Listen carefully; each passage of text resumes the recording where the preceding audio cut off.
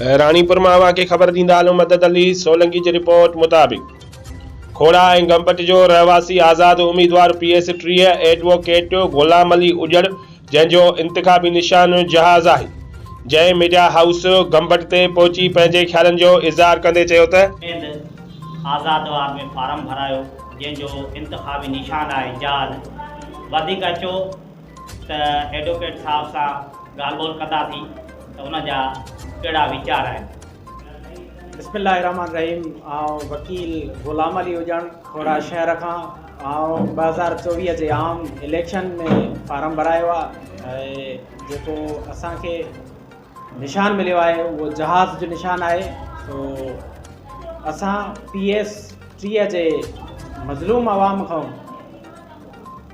इहा गुज़ारिश कंदासीं त हिन दफ़े सां असांजो साथ ॾियो, असांजी ताक़त बणिजो ऐं जिन वॾेरनि सियासतदाननि काफ़ी ॾहाकनि खां असांजा हक़ खाधा आहिनि, जिन बुनियादी हक़ खाधा आहिनि, उन्हनि मां जान छॾायो। ऐं अव्हांखे ॿुधाईंदा हलूं कुझु साल पोइते त हुननि असांखे कहिड़ा कहिड़ा तरक़ियाती कम ॾिना आहिनि ऐं कहिड़ा कहिड़ा असांजे नुक़सान पहुचाया आहिनि। 2010 में वॾी ॿोॾ आई, क़यामत जा मंज़र हुया, हुननि कुझु बि न कयो आम आवाम जे लाइ। 2019 में करोना जी लहर आई, करोना वायरस जी लहर आई, उन में बि हुननि असांजे लाइ को बि तहरुक न वरितो। 2-3 रुपए जो मास्क जेको हुयो उहो असांखे 200-300 रुपए में मिलणु लॻो।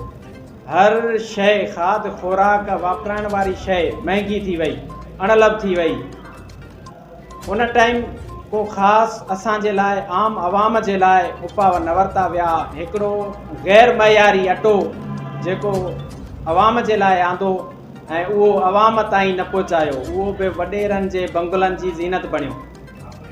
उन वक़्तु क़यामत जा मंज़र हुया, हर तरफ़ तबाही तबाही हुई, पर इहे वॾेरा, इहे नुमाइंदा तव्हां